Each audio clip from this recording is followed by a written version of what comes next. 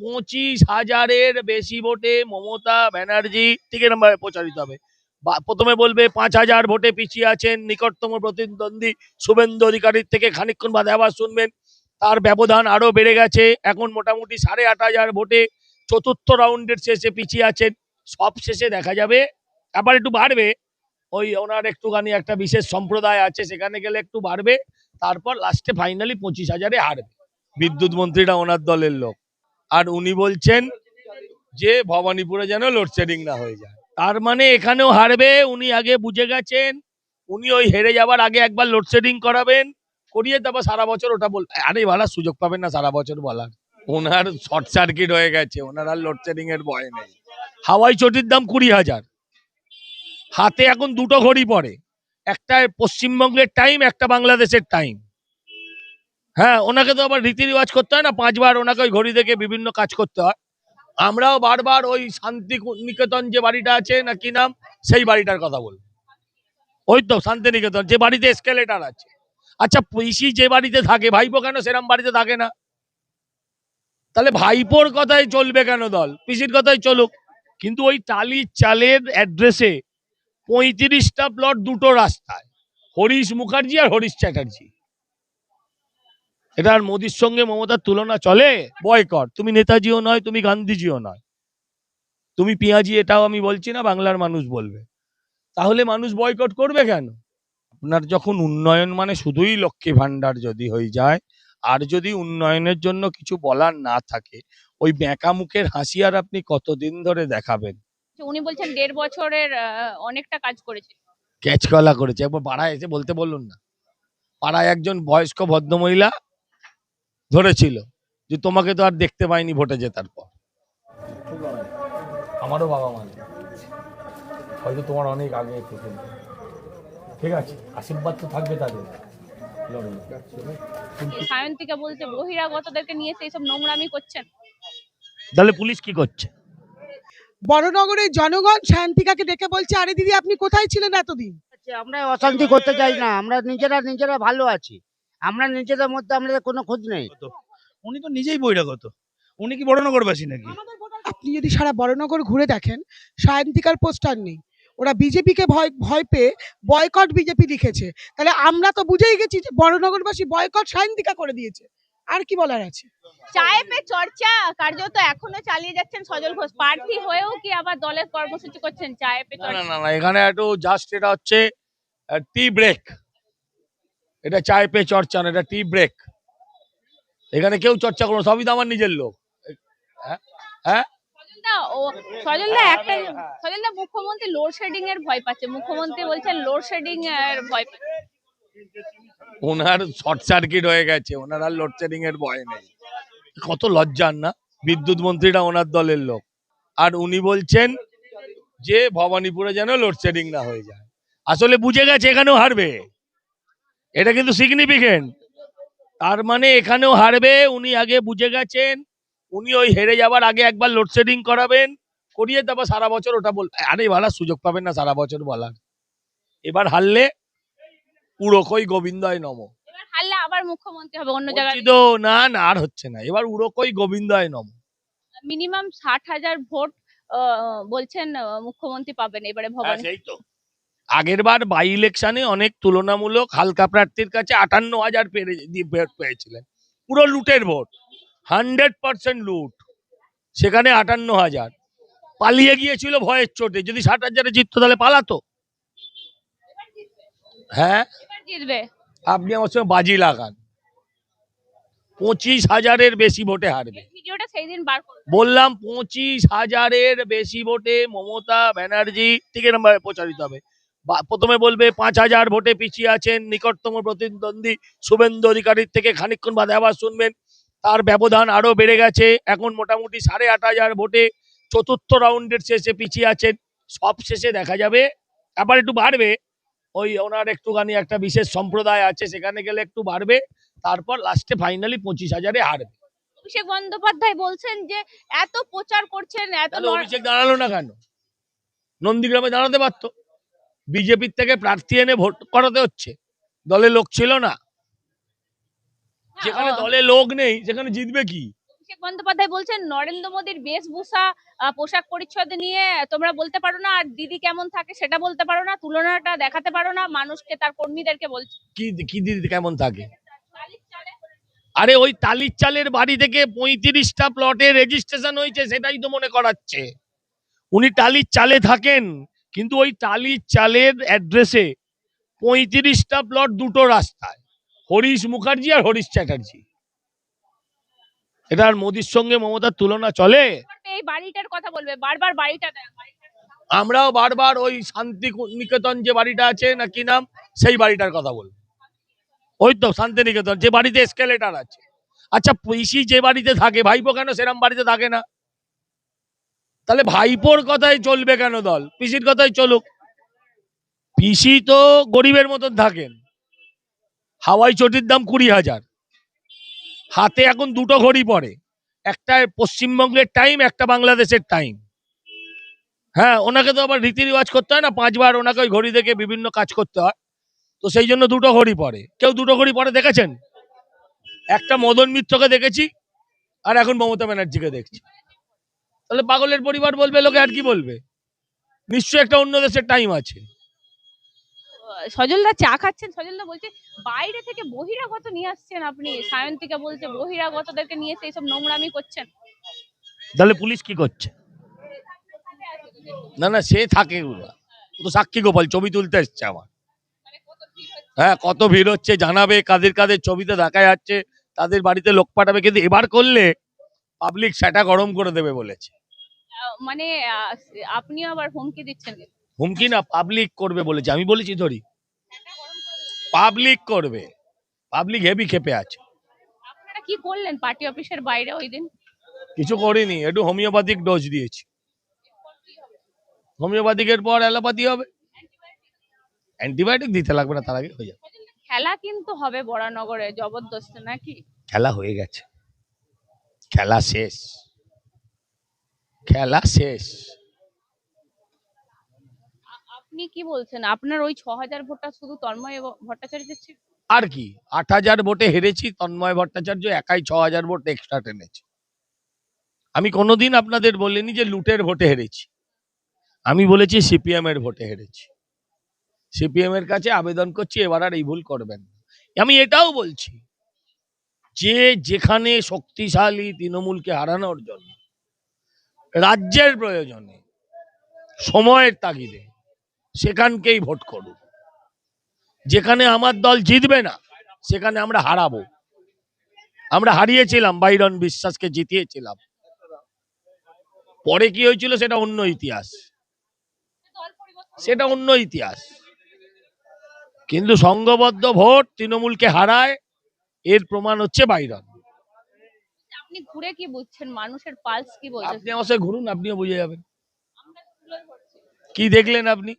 রাস্তাঘাটের কথা কি মানুষ বলছে? এখানে 100% অনেকটা কাজ করেছে, উনি বলছেন 1.5 বছরের অনেকটা কাজ করেছে। ক্যাচ কলা করেছে। একবার পাড়ায় এসে বলতে বলুন না। পাড়ায় একজন বয়স্ক ভদ্রমহিলা ধরেছিল যে তোমাকে তো আর দেখতে পাইনি ভোটে জেতার পর। এটাই হচ্ছে আসল কথা। বলছে সায়ন্তিকা তো বলছে 3 বছর যে কাজে লাগতো এসআইআর নিয়ে, সেই কাজ আপনারা 1.5 মাসে করিয়েছেন, 3 মাসে করিয়েছেন, আপনারা তো ভোট পাবেন না। আসলে কি, আপনি যদি সারা বড়নগর ঘুরে দেখেন, সায়ন্তিকার পোস্টার নেই। ওরা বিজেপিকে ভয় ভয় পেয়ে বয়কট বিজেপি লিখেছে। তাহলে আমরা তো বুঝেই গেছি যে বড়নগরবাসী বয়কট সায়ন্তিকা করে দিয়েছে। আর কি বলার আছে? সায়ন্তিকা বলছে আমি অনেক কাজ করেছি, অনেক কাজ। আর দেখুন না এইদিকে রাস্তাঘাট, যে কাজগুলো দেখুন, একটা কথা বলি, আমরা কিছু বলবো না। বড়নগরের জনগণ সায়ন্তিকাকে ডেকে বলছে, আরে দিদি আপনি কোথায় ছিলেন এতদিন? এর থেকে আর বড় প্রমাণ কি থাকতে পারে? আজকে সায়ন্তিকা কি বলছে, আমি পরীক্ষার সময় বই পড়ি না, কারণ উনি ফেল করে গেছে অলরেডি জানে, আর বই পড়ে রেজাল্টে আর কিছু পাবেন না। এখানে নোংরামি সৃষ্টি করছে, সব বহিরাগতদেরকে নিয়ে এসে নোংরামি করছে। আমরা যদি সবাই আমাদের ভোটার বহিরাগত, উনি তো নিজেই বহিরাগত। উনি কি বড়নগরবাসী নাকি? আমরা তো দেখিয়ে দিতে পারবো যে আমরা এই, পরিবেশকে হ্যাঁ, তো ওনার তো মনে হবেই, কারণ ওনার যে অশান্তির কাজগুলো সেগুলো উনি ঠিক মতো করতে পারছেন না, তো তার ফলে ওনার মনে হচ্ছে যে আমরা ওটা অশান্তি করছি। আসলে ওনার মনে এখন অশান্তি, উনি বুঝতে পারছেন না যে উনি সব সময়ের জন্য শান্তিপ্রিয়। আজকে উনি দেখিয়ে দিয়েছেন আছে, আমরা অশান্তি করতে চাই না, আমরা নিজেরা নিজেরা ভালো আছি, আমরা নিজেদের মধ্যে আমাদের কোনো খোঁজ নেই। আমরা নিজেরাই ভালো আপনি দেখুন আমাদের বিজেপির কার্যালয়ে যে নোংরামি সায়ন্তিকা ব্যানার্জি করতে এলেন তার কিছুক্ষণের মধ্যে ওদের মধ্যে যে গোষ্ঠীদ্বন্দ্ব সারা বড়নগর কারা সারা পশ্চিমবঙ্গ দেখ আতঙ্কে ভুগছে, আতঙ্কে কে ভুগ যায়। দেখুন বেল গুনছে উনি, তাল পড়ছে ওনার মাথায়, বয়কট উনি, ফেল করেছে উনি, আতঙ্কে ভুগবে ওনার ভাইপো ভাইজিরা, আমরা না। এক ভোটে হলেও সায়ন্তিকা আমরা একটা জিনিস জানি বড়নগরের এনার্জি সজল ঘোষ, তাই আমরা সজলদাকে নিয়ে চলতে চাই। আমরা অ্যালার্জিকে বড়নগরের জোশ সজল ঘোষ আর বড়নগরের অ্যালার্জি দেব আমরা বিদায় এবারে। বরানগরে প্রচার করছেন সজল ঘোষ। আপনারা দেখেছিলেন এর আগে সজল ঘোষের কার্যত মিছিলকে ঘিরে বিক্ষোভ দেখা গিয়েছিল। তারপর দেখা যাচ্ছে এই মুহূর্তে দাঁড়িয়ে প্রচার করছেন, বিভিন্ন জায়গায় প্রচার করছেন, স্লোগান উঠছেন। সজল ঘোষ জিতছে, সজল ঘোষ জিতছে, তাই তো বলি ভোট ভোট ভোট দিন, পদ্ম ফুলে ছাপ দিন, ভোট ভোট ভোট দিন, পদ্ম ফুলে ছাপ দিন, নিজের ভোট নিজে দিন, পদ্ম ফুলে ছাপ দিন, মা বোনকে বলে দিন, পদ্ম ফুলে ছাপ দিন। এ বড়নগর বলছে, সজল ঘোষ জিতছে, বড়নগর বলছে। সজল ঘোষ জিতছে। বলছি বরানগর জুড়ে উন্নয়ন হয়েছে, সায়ন্তিকা ব্যানার্জি উন্নয়ন করেছেন, কিন্তু উন্নয়নের পোস্টার, উন্নয়নের খতিয়ান আমরা দেখতে পাচ্ছি না। দেখতে পাচ্ছি বয়কটের পোস্টার দিয়ে একদম বাংলার মর্যাদা নিয়ে রাজনীতি চলবে না, বয়কট বিজেপি বলে পোস্টার। বলছি বিধায়িকার ছবি থাকবে হাসি মুখের, বা মমতা ব্যানার্জির হাসি মুখের ছবি নেই, এই পোস্টার। সজলদা এখানে এটা মনে হয় অবাক করা, কোনো বিধানসভায় নেই মনে। আসলে আপনার যখন 15 বছর সরকার চালানোর পর আপনার যখন উন্নয়ন মানে শুধুই লক্ষ্মী ভান্ডার যদি হয়ে যায়, আর যদি উন্নয়নের জন্য কিছু বলার না থাকে, ওই বেঁকা মুখের হাসি আর আপনি কতদিন ধরে দেখাবেন? ওই বাঁকা হাসি আর কতদিন ধরে বাংলার মানুষকে দেখাবেন? তখন মানুষও বলছে জোরাত করে এবার মুক্তি দাও। বিশ্বাস করুন, মানুষও জোরাত করে বলছে অনেক হয়েছে, 1 যুগের বেশি সময়, এবার মুক্তি দাও। বিজেপিটাই কি বেশি খাচ্ছে, সেই জন্য বিজেপির নামে পোস্টার, মানে সে নেগেটিভ হোক পজিটিভ হোক বিজেপি দিয়েই পোস্টার। তো বিজেপি ছাড়া অন্য আপনার তো পোস্টার হয়ে যাচ্ছে। না না, সে ও পোস্টার করুক, ওরা পোস্টারে থাকুক, আমরা অন্তরে থাকবো, ওইসব নিয়ে আমি ভাবছি না। আমার বক্তব্য হচ্ছে যখন আপনার রিপোর্ট কার্ড আপনি যখন পেশ করতে পারেন না, আপনি যখন 15 বছর ধরে কি উন্নয়ন করেছেন একথা বলতে পারেন না, তখন আপনি অন্যকে বয়কট করতে বলেন। আচ্ছা আপনি আমায় বলুন, যদি প্রশ্ন করি আমাদের বয়কট তুমি করবে, ভালো কথা। 20টা প্রদেশের মতো রাজ্যে 20টা প্রদেশে আমাদের ওয়েলকাম করেছে, তুমি বয়কট করার 15টা কারণ দাও, 5টা কারণ দাও, তবে তো লোকে বয়কট করবে। হঠাৎ বললে বয়কট, তুমি নেতাজিও নয়, তুমি গান্ধীজিও নয়, তুমি পিয়াজি, এটাও আমি বলছি না, বাংলার মানুষ বলবে। তাহলে মানুষ বয়কট করবে কেন? কাদের যে মাথায় আসে সব কথা, মানুষ এগুলো দেখালে তো প্রশ্ন করবে যে আমি বয়কট করব কেন, কি কারণে বয়কট করব। আপনি আয়ুষ্মান কার্ড বয়কট করেছেন, তার জন্য বয়কট করবে। আপনি বিশ্বকর্মা যোজনা, বেকার ছেলেরা যারা ট্রেনিং করতো তারা পয়সা পেত, বেকার ছেলেরা তারা কাজ করার জন্য একটা 15,000 টাকা দামের কিট পেত এবং 75,000 টাকার লোন পেত, আপনি সেটা বয়কট করেছেন। কিষানদের যে এড গভর্নমেন্ট দেয়, আপনি প্রথমে সেটা বয়কট করেছিলেন, তো তার জন্য বয়কট করতে বলছেন। আপনি কেন বয়কট করতে বলছেন? মনে হয় 294টা সিটে এই বিজেপির আমি প্রথম বিধানসভা, যেখানে আরো অনেকগুলো কভার করেছি, বয়কট দিয়ে এই ক্যাম্পেইন তো দেখিনি সজলদা, আপনার বিরুদ্ধে দেখছি। কোথাও বুঝেছে খেলা ভালো নয়। কিন্তু আপনারা যে কাজটা করছেন, উনি তো গর্জে উঠছেন, উনি বলছেন 3 বছরের কাজ 3 মাসে করাচ্ছে, এই বিজেপিকে একদম ছাড়া যাবে না। উনি গর্জান যত, উনি বর্ষান না তত। আমি আর অন্য কিছু বললাম না, আরো একটা এরকম সেম তুলনা আছে, আমি সেটা দিলাম না। উনি গর্জান, উনি বর্ষান না। উনি বললেন আমার প্রাণ থাকতে ওয়াকফ হবে না, প্রাণও আছে, ওয়াকফও করেছেন, উনি করেছেন এই রাজ্যে। উনি বললেন আমার প্রাণ থাকতে চাকরি যাবে না, চলে গেল চাকরি, প্রাণটা কিন্তু নিয়ে একদম বহাল তবিয়তে আছে। উনি বললেন আমার প্রাণ থাকতে এসআইআর হবে না, 3 দিনের মধ্যে এসআইআর এর ফর্ম ধরে নিল হাতে। এই তো হচ্ছে অবস্থা। উনি গর্জান, উনি বর্ষান না। দাদাও আছে, বৌদি আছে, শুধু বিরিয়ানি নেই। বাংলাটাকে বাঁচান, এটাই আবেদন করি, হাতজন নয়, সহযোগিতার হাত। আশীর্বাদের হাত, রাজ্যটাকে বাঁচান, এই আবেদন। আসি।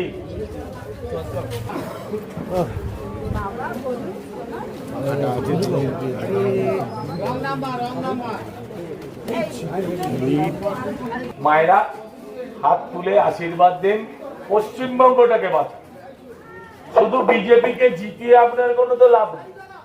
বাংলার উন্নতি, বাংলার বর্তমান অবস্থা, বাংলার ছেলে মেয়েদের চাকরি, মেয়েদের নিরাপত্তা, শিক্ষা, স্বাস্থ্য, এর জন্যই সরকারকে মানুষ ভোট দেয়। একটা চান্স বিজেপিকে দিন, আবেদন করছি। যদি ভালো না লাগে 5 বছর বাদে মা পাল্টে দিন, 5 বছর বাদে আবার পাল্টে দেবেন। আপনাদের প্রত্যেকের কাছেই আবেদন, আপনাদের প্রত্যেকের কাছে আবেদন করছি, আপনাদের প্রত্যেকের কাছে প্রার্থনা করছি, একটাবার বিজেপিকেও দিন।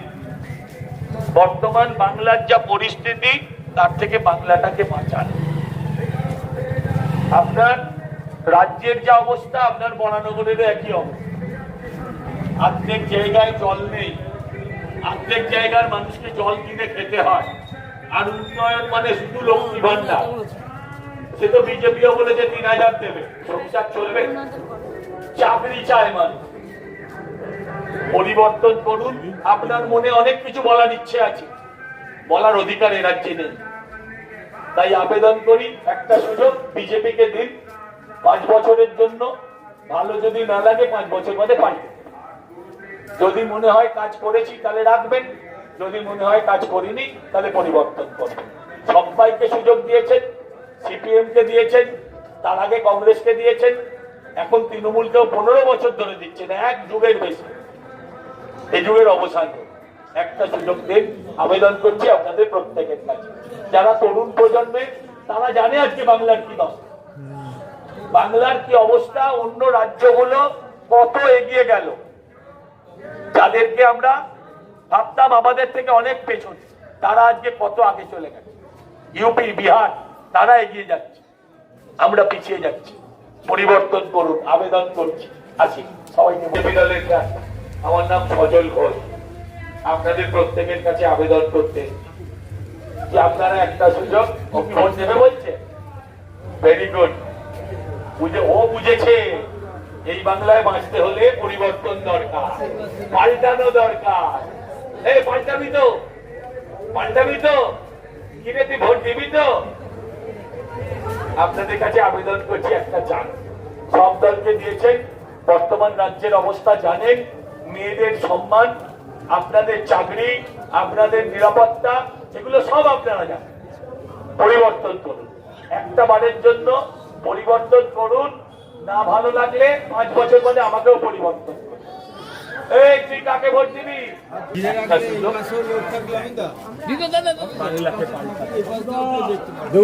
মামি হয়, ও আচ্ছা, মামিমা, সুযোগ দেন। 8 জন নয়, 8 জন আশীর্বাদ দেন। ঠিক আছে? আমিও একটা দুর্গাপুজোর সংগঠন, ফলে দুর্গাপুজোর সংগঠন, দুর্গাপুজোর সংগঠনের জ্বালাটা বলছে।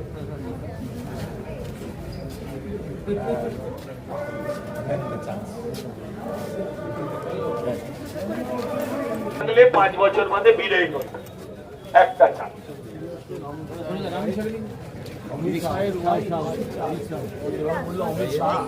আমি এইটা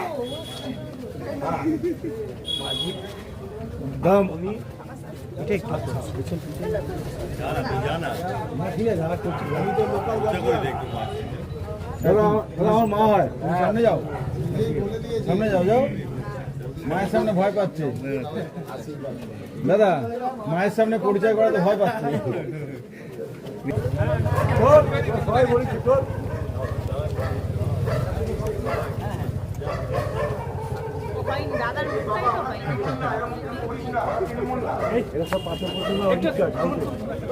জয়নগর, জয়নগর, যে যেখানকার সে সেখানে পাল্টা, ছাড়া নেই।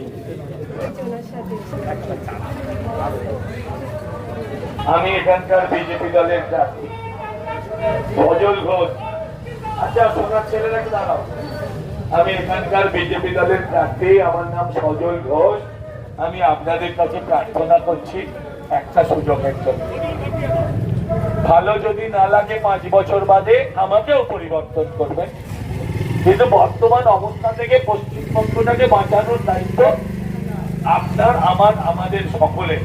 আজকে রাজ্যে শিক্ষিত বেকারদের মূল্য হচ্ছে ডেলি 50 টাকা, মাসে 1500 মানে দৈনিক 50 টাকা। একটা নিরাপদে কাজের শেষে বাড়ি ফিরতে পারবে কিনা, ছেলে চাকরি করতে অন্য রাজ্যে যাবে না এই রাজ্যেই চাকরি পাবে, কে মুখ্যমন্ত্রী তা নিয়ে মায়ের কিছু যায় আসে না। সাধারণ মায়েরা চায় তার সন্তান যেন সুস্থ থাকে, দুধে ভাতে থাকে। তাই আবেদন করছি, প্রার্থনা করছি, একটা সুযোগ বিজেপিকেও দিন। সব দলগুলোকে দিয়েছেন, একটা চান্স বিজেপির জন্য হোক।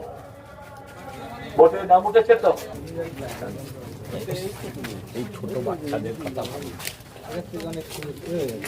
দেখুন, আপনার মা আপনাকে শিখিয়েছিলেন এই তুই ভালো করে রান্না কর, শ্বশুর বাড়ি যেত। আপনি কোনোদিন আপনার মেয়েটা বলবেন বলবেন কম্পিউটার কর, এই তো আপনার ছেলে, এই আপনার এই আপনাকেও খাওয়াবে, শ্বশুর বাড়িও সামলাবে। ছেলেদের কম, ছেলেরা শুধু কত বইয়ের চাপে শ্বশুর বাড়ি। বাংলায় এটাই লাস্ট ট্রেন, আপনার পরিবর্তন করুন দাদা। বাংলায় আলো যেন ঠিকভাবে উচ্চারিত হয়। 5 বছর বাদে চেঞ্জ করে দেবেন, ভালো না লাগলে 5 বছর বাদে চেঞ্জ করে দেবেন। কিন্তু বাংলার এই অসহনীয় অবস্থা, আপনারা যুবক, আপনারা জানেন, যারা আপনারা ক্লাস 11-এও পড়েন, আপনারাও সচেতন বাংলার কি অবস্থা, পরিবর্তনের কথা বলুন। আপনাদের চাকরি করতে কোথায় যেতে, অন্য রাজ্যে? আপনারা ক ভাই বোন? এক ভাই এক বোন। তাহলে আপনারা যদি চাকরি করতে অন্য রাজ্যে চলে যান, বাবা মায়ের কি হবে?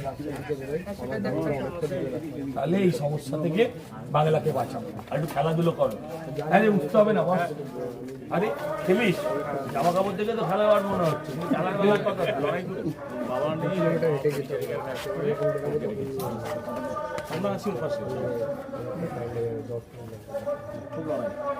আমারও বাবা মা নেই, হয়তো তোমার অনেক আগে থেকে। ঠিক আছে, আশীর্বাদ তো থাকবে তাদের। লড়াই তুমি কি পড়ো? কমার্সে করছি। কোথায়? এই আমার সেড স্কুল ওখানে।